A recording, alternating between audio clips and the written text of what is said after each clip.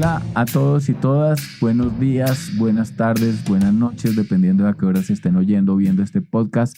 Bienvenidos al primer episodio de nuestra serie de podcast Más sabe el diablo por viejo, en el que conversamos con personas que tienen historias y muchas. Hoy tenemos una gran invitada, Constanza Villegas, una mujer rebelde, combativa, una de las primeras sociólogas de Colombia, cercana al movimiento comunista y vinculada al que se conocería a la Revolución de las Sotanas, que tendría su punto de nacida en un encuentro en la finca Golconda, en Biotá, Cundinamarca, donde se reunieron sacerdotes, monjas y laicos, en gran medida seguidores del legado de Camilo Torres, y tendría como resultado un manifiesto que sería fechado en diciembre de 1968 en Buenaventura, y que tuvo como anfitrión a Monseñor Gerardo Valencia Cano, obispo de Buenaventura, un obispo rojo, Sí, le decían, sí, que fue perseguido y moriría en unas extrañas circunstancias en exacto, 1972. exacto. Constanza es hija de Juan de Dios Villegas, ingeniero de la Escuela de Minas de Antioquia, ultraconservador, y Beatriz Betancourt. Ella nació el 16 de abril de 1932 en Bogotá y es la mayor de 10 hermanos. En la primaria estuvo en varios colegios y se graduó del Colegio María Auxiliadora en 1949. Cuando salió, su papá, que era muy conservador, no quería tener una hija doctora, sino una mujer para la casa. Por eso se demoró en estudiar. Pero tras trabajar en grupos católicos que tenían apoyo a los que apoyaban a los campesinos, entraría en 1961 al Colegio Mayor de Cundinamarca, donde estudiaría trabajo social. En 1963 emprende la aventura de irse a Estados Unidos a terminar su pregrado en ciencias en la Universidad de Rochester, donde hizo el bachelor, y luego ya inicia su maestría en la Universidad de Michigan, en trabajo social en el área de comunidad. Allá en Estados Unidos conoció a la izquierda como movimiento y se acercó al movimiento afro. En Detroit conocería a la primera persona del Partido Comunista con la que ella podría conocer y aprender muchas cosas. Al regreso a Colombia, volvería como profesora en la Universidad Nacional y tras pensionarse de esa universidad, continuaría como docente en la Universidad Inca. Y actualmente todavía pertenece a varios estudios a grupos de investigación y a grupos de estudios. En 1970 se casaría con Antonio Mojica Ávila, de quien enviudó a los pocos años, quedando viuda con 2 hijos de 2 y 3 años. Con Constanza vamos a hablar de la vida, de su vida, de los cambios en la sociedad, de las transformaciones políticas y sociales de Colombia y también de la muerte, la que vivimos quienes nos despedimos de aquellos a los que amamos y de la que nos imaginamos los que estamos vivos. Y desde luego voy a aprovechar que la tengo acá para preguntarle muchas cosas. Hola Constanza, ¿Cómo estás, Jaime? ¿cómo te sientes? Bien, pues es la primera vez que tengo esta experiencia, pero bien, estoy. Cuéntame un poco de tus papás. ¿Quiénes eran ellos? Pues sí, papá era, sí, como en la presentación lo dijiste, ultraconservador. Sí. Tanto que lo que yo recuerdo del tiempo de lo de la guerra, bueno, pero eso me lo vas a preguntar después de la No, guerra, cuéntamelo, de la cuéntame. guerra mundial, Sí, era que papá estaba como era mm, germanófilo, sí, porque tenía yo un tío que era rusófilo, que era Arturo Betancourt. sí. Entonces, los dos conversaban mucho, pero amistosamente. ¿Y tu mamá? Mamá era distinta. Mamá siempre me apoyó como mujer de que yo quisiera hacer otras cosas. Sí, Siempre tuve ese apoyo de mamá y ella siempre como que me entendió. No, no entraba en ponerse de acuerdo conmigo que estaba, pero sí, era lo que ella sí. mostraba. ¿Cómo era tu casa? ¿En qué parte de Bogotá vivían? Nosotros vivimos por el lado de Chapinero Alto, se Sí, llamaba el Calderón Tejada. sí, Y en ese papá tuvo 2 veces, construyó una casa y vivimos unos años allí. Y después otra que todavía está allí, sí. 2 casas tuvo allí y todavía está la casa en la 58 con carrera quinta. Era un barrio todavía en construcción y pasamos una infancia 10 hijos, feliz. 10 hermanos. ¿Cómo Sí, hacían pero para...? no, solo no. Cuando eso éramos 5. Sí, No, hay como 2 tandas en mi sí, familia. Los 5 primeros. Sí, fuimos los que fuimos muy unidos y estuvimos con papá y nos tocó sí. todas esas experiencias. Y tú naciste apenas el mundo se estaba recuperando de la Gran Depresión. ¿Qué recuerdo tienes de la guerra? Cuéntame un poco de los debates entre tu papá Sí, germanófilo y tu tío rusófilo. ¿Cómo se vivía en Colombia esa experiencia de la Segunda Guerra? no, pues hubo todo el apoyo a los aliados, Sí, claro. Y entonces sí nos tocaron algunas cosas como veraneábamos por Cachipá y allá había una casa donde tenían recluidos o a los alemanes. sí, ¿alcanzaste a Entonces conocer esa casa? no tanto de entrar, pero sí sabíamos, pasábamos por allí, porque había familias y niños y de todo. Sí, pero sí me tocó toda la experiencia de que salían, te ponían muchos letreros, ni pan ni agua para los nazis De verdad, y todo. Siempre estuve como interesada, curiosamente, por esas cosas. sí, Pues tanto de lo que conversaban papá y eso, ¿no? Hablaban era de cómo iba la guerra, ¿no? sí, Sacaban el mapa y miraban y todo eso. de verdad. Venía, sí, mi tío vivía en Medellín, pero Sacaban un mapa venía y a miraban Bogotá a cómo iba la... veces, sacaban los mapas y miraban cómo iban los aliados, cómo iban los otros, todo eso. Y el día que terminó la guerra, ¿cómo llegó esa noticia? ¿Recuerdan algo de esa? No, pues fue realmente hubo mucha alegría, sí, Sí. claro, por el final de la guerra. Bueno, pasemos unos años más adelante, el 9 de abril de 1948, Sí, cuando matan a Gaitán. yo ¿Recuerda algo de estaba esa todavía fecha? en el colegio, claro que sí, me acuerdo de muchas cosas. Papá pasó por nosotros al colegio, papá Sí, tenía la oficina en el centro y él pasó por nosotros, nos recogió y nos llevó rapidísimo después de que, porque papá estaba muy cerca, sí, estaba en la 14 con octava y eso fue en la séptima y pues, casi que en la 14, lo de la muerte de Gaitán. Sí me tocó eso y estar encerrada muchos días en la casa y papá pendiente de todo y sí, tuvimos siempre dificultades a veces de provisiones y de sí verdad, fue, no tenían aprovisionamiento, ¿no? no, no, pero pues vivíamos en ese momento en Chapinero, en la 60 con Sí, Caracas.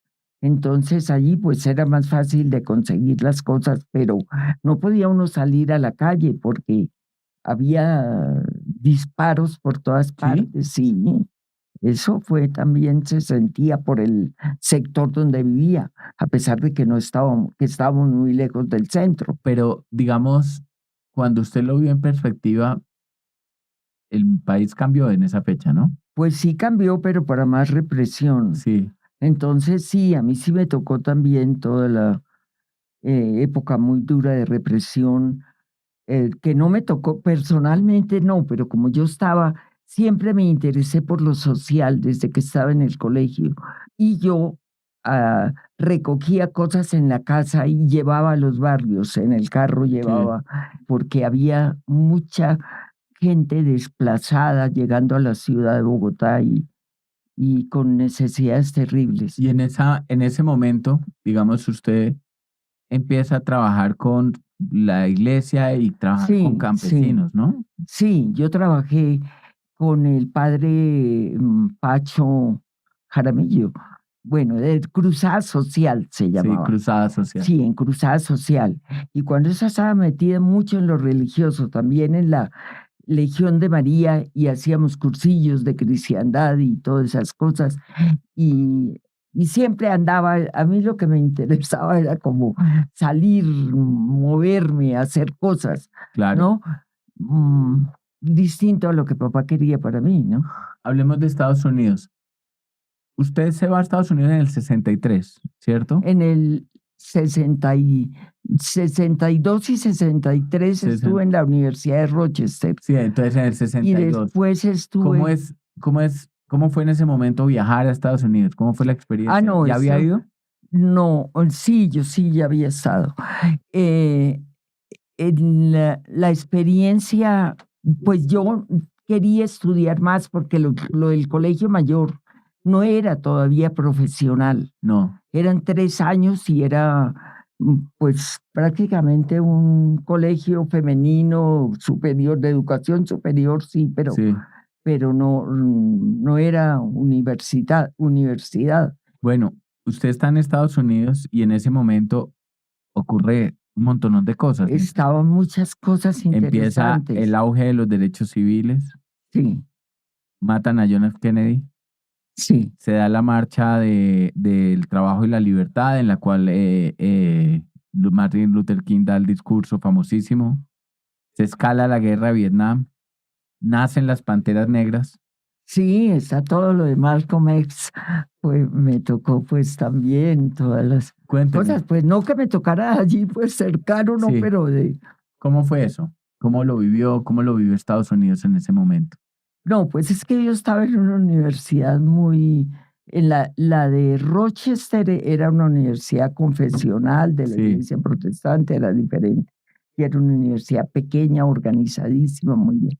La Universidad de Michigan era muy grande y era muy libre, pues mejor dicho, se hacían muchísimas cosas sí, interesantes. Y Detroit era una ciudad muy movida en ese momento. sí. Estaba la General Motors y pues lo de todo el auge, digamos, Y ahí fue donde conoció usted a los primeros, al primer comunista que Sí, conoció. sí, que era el principal allá y era casado con una china. ¿Sí? Sí, a pesar ¿Y de no que en lo ese perseguía? momento, a pesar de que no, realmente era pequeño el Partido Comunista en Sí, Detroit. Que yo tuve un profesor, era como consejero de muchos grupos de izquierda de distintas partes del mundo. Me invitó, apoyó muchísimo en conocer yo mucho más sobre la izquierda allá. y ahí es cuando usted tiene el primer contacto Sí, con la sí, sí. izquierda. Entonces allá fue donde aprendí, donde cambié muchas cosas en el modo de pensar, Sí. porque sabes que, por ejemplo, todo lo que tenía aquí en mi casa digamos, los protestantes, ¿no?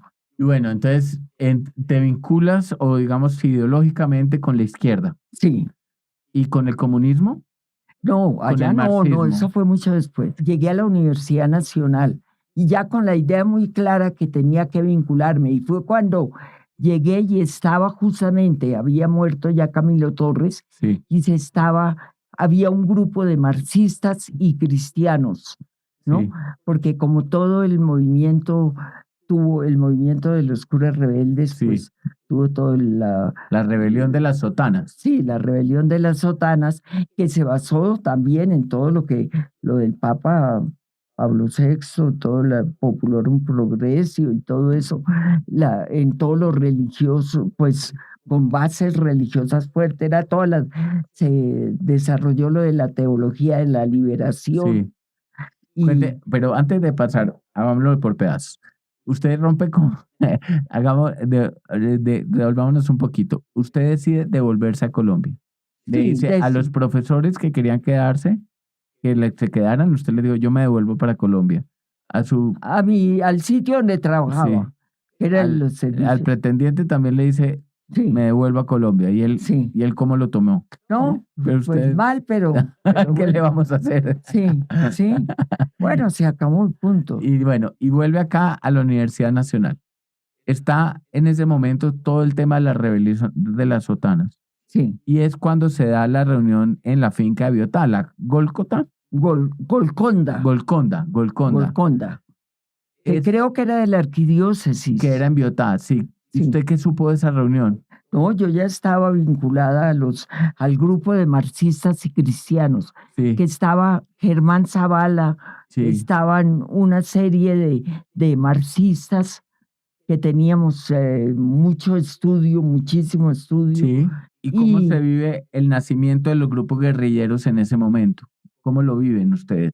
yo nunca estuve pues queriendo vincularme porque no me sentí nunca como capaz de Sí, meterme en ese tipo de vida, ¿no? Pero sí lo veía positivamente. sí. Digamos, cómo es para una mujer en los 60s, en los 70s, decir digamos, veo esto como un movimiento positivo, veo las guerrillas como algo positivo. ¿Cómo era para usted vivir en ese contexto, digamos? ¿Qué representaba para usted como mujer defender esas ideas?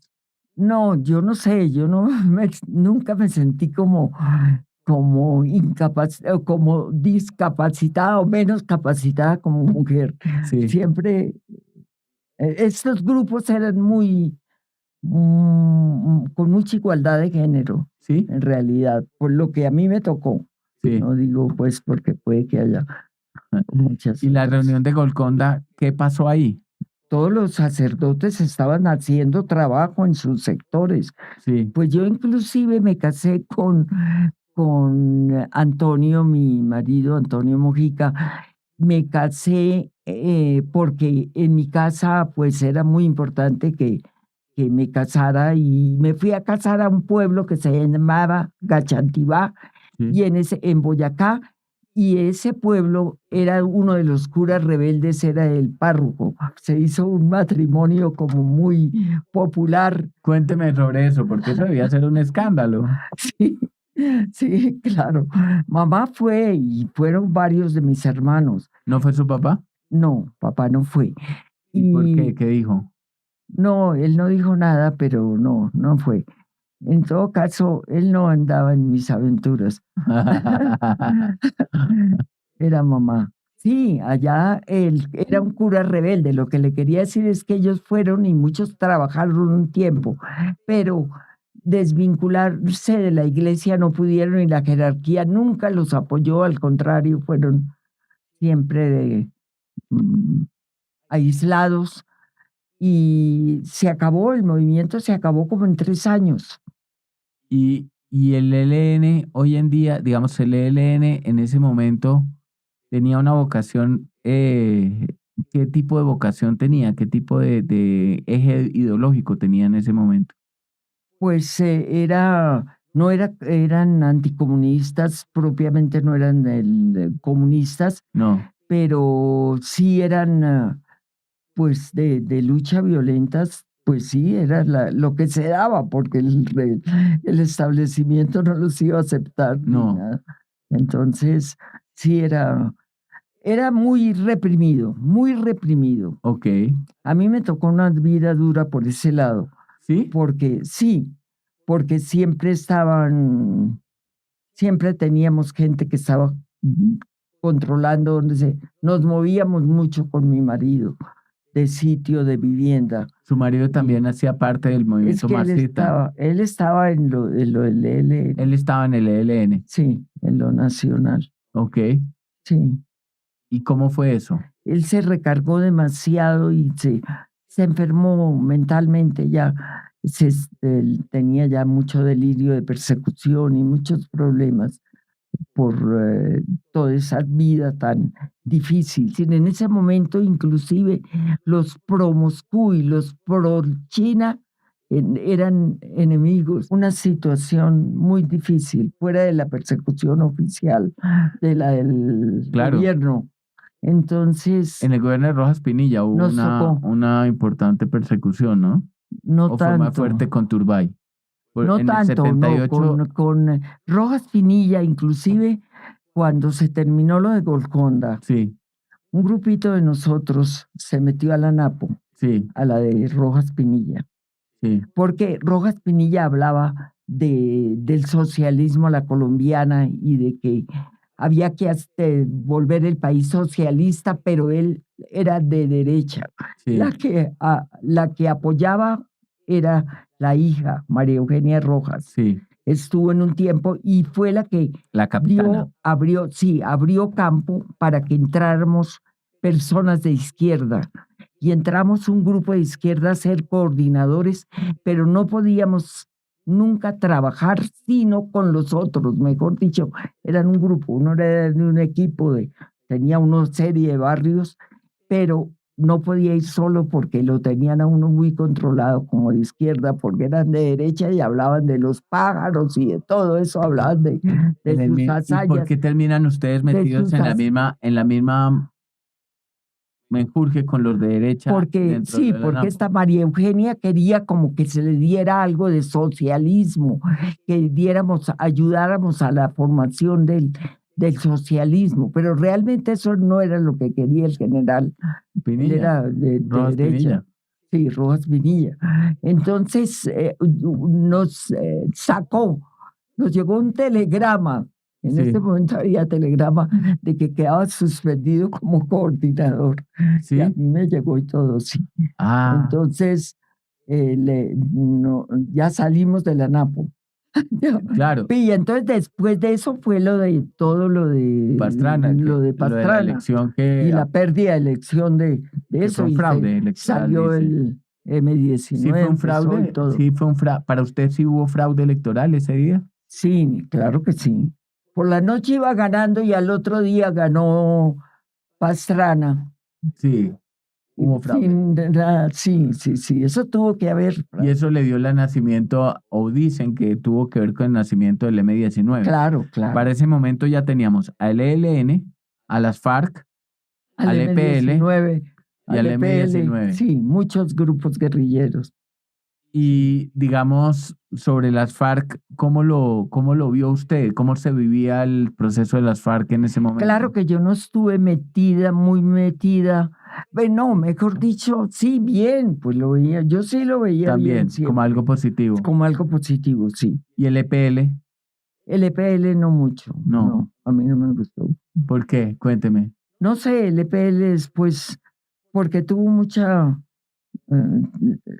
diferencias con me sentía más identificada con el ELN, por ejemplo, a pesar de que yo no me metí con ellos, pero indirectamente apoyé en algunas ocasiones. Veo que usted calcula todavía, tiene como, a veces piensa antes de decir algo, ¿cierto? Frente a los temas de la Sí, guerra, siempre todavía a le los queda esa temas. sensación de que, Sí, sí, sí, sí, siempre me queda esa sensación, de claro que que sí, de que tenía que tener mucho cuidado de lo que todavía tiene hablaba, ese de cuidado, lo que hablaba, tal vez sí, ¿cierto? Todavía tiene el cuidado sí, de si que eso lo dice, percibes tú, sí, claro. sí.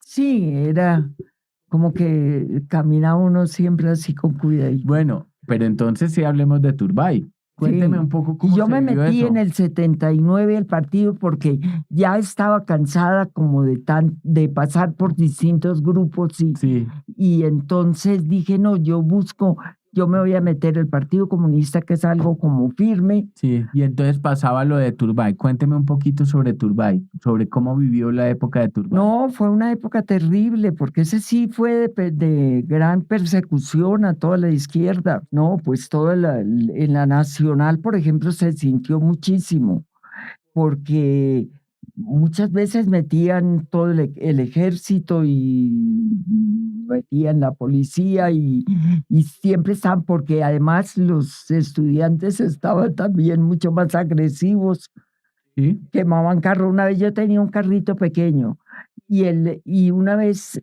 quemaron como 3 carros y el carrito quedó ahí en la mitad. Y no Lo se lo tocaron. quemaron. No, porque claro, ya como que lo conocían a uno, ya la gente, los estudiantes lo identificaban a uno porque uno pues tenía una posición de izquierda.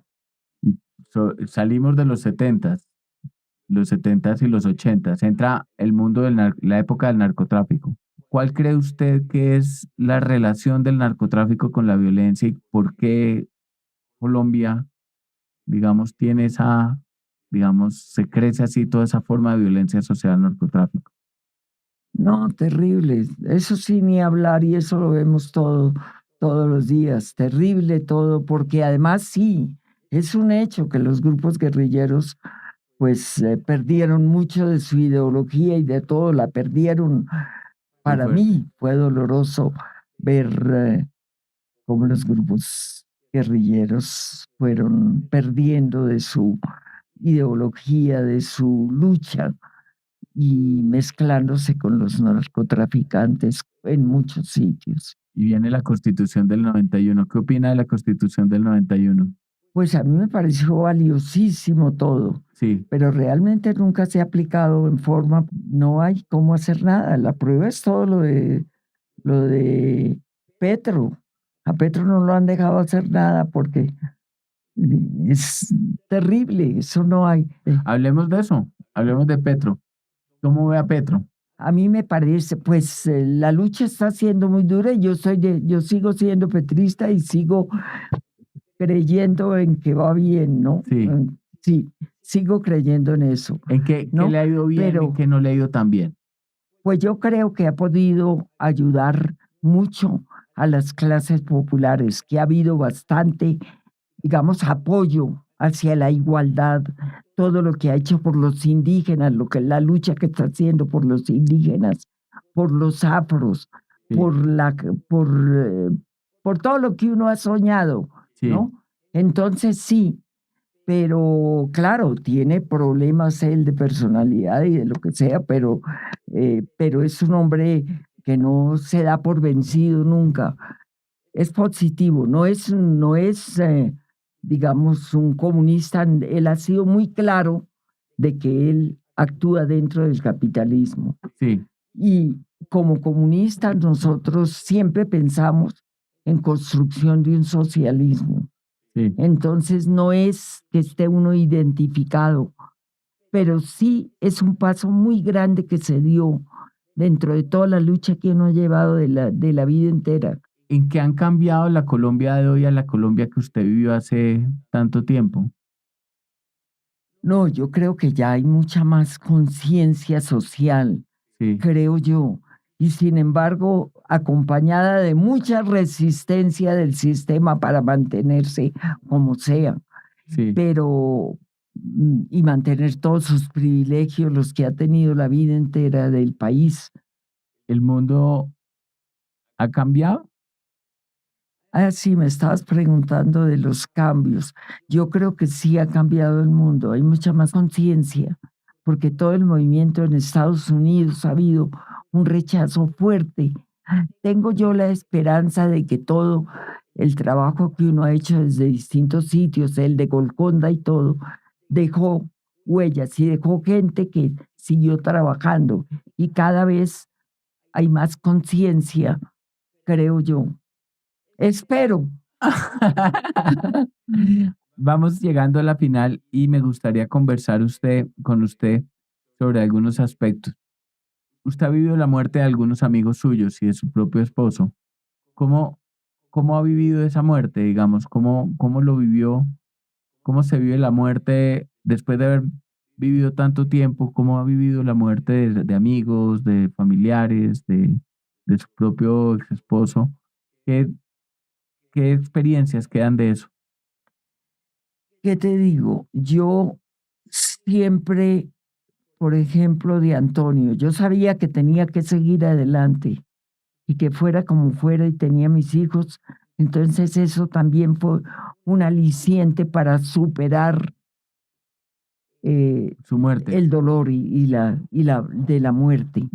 De mis amigos, también han muerto compañeras de trabajo de la Universidad Nacional, María Cristina Salazar, Fals Borda, todos ellos les tuve mucho cariño y dolieron mucho, pero siempre he pensado que hay que seguir adelante.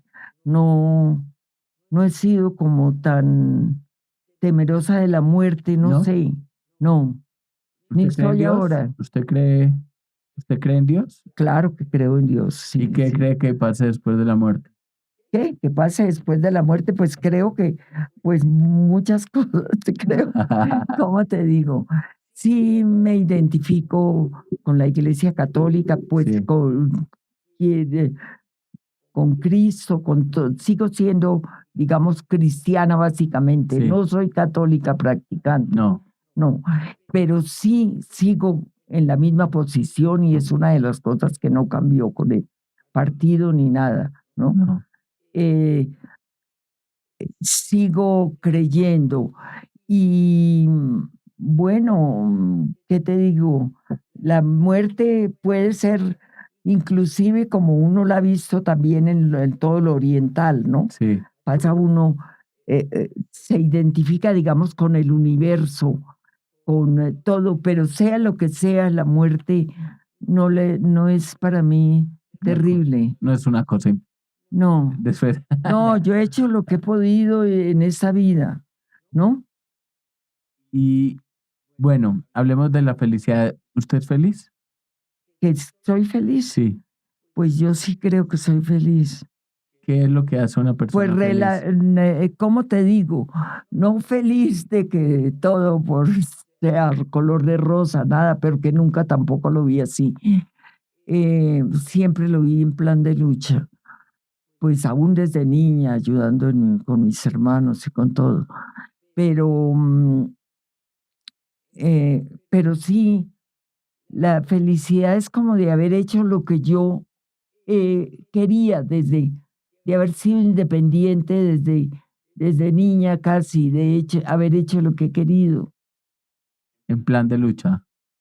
Sí, como por cambiar las condiciones de la gente, siempre he tenido como ese deseo. Y yo creo que eso, saber que sí he hecho, de que he trabajado con la mejor intención posible y pensando que lo que estoy haciendo es lo que debo hacer, es, no sé si se llamará felicidad, pero sí soy feliz. No tengo por qué sentarme a llorar, no, algo así, ¿no? No, No, en general no he sido persona que se siente a llorar, no, no. pues siempre está en plan de lucha. Sí, El tiempo no por da, la eso, lucha no da tiempo para llorar. cierto, cierto, algo así. Sí, sí. Qué buena conversación, Constanza, muchísimas gracias. Muchísimas gracias por enseñarnos qué es estar en plan de lucha. 91 años tiene usted, ¿no? 91 años en plan de lucha. Una mujer que lo ha hecho, que ha estado en plan de lucha toda la vida y ha logrado eh, vivir su vida. Sí, Y que nadie le he viva la vivido vida a la ella. vida, no he estado nunca en plan de conseguir dinero ni de nada, no les enseñé a mis hijos eso y ninguno de los dos son, eh, porque ellos han asimilado también esa otra cosa que ellos se han identificado conmigo, ambos, mis ¿También son dos hijos. marxistas? No, ninguno de los dos es militante, pero están plenamente Identificados. identificados con mi lucha. Bueno, aunque se alcanzó a, digamos, ha visto un gobierno de izquierda, un gobierno como el de Petro. Pues fue Eso, una satisfacción grande llegar a algo más concreto, sí. y que sí he visto que sí se llega a la gente y que sí. Vamos a ver qué pasa, porque la lucha es tenaz. Bueno, no, muchísimas gracias, Constanza. Esta conversación ha sido muy grata y espero que nos sigan en el siguiente capítulo de Más sabe el diablo por viejo.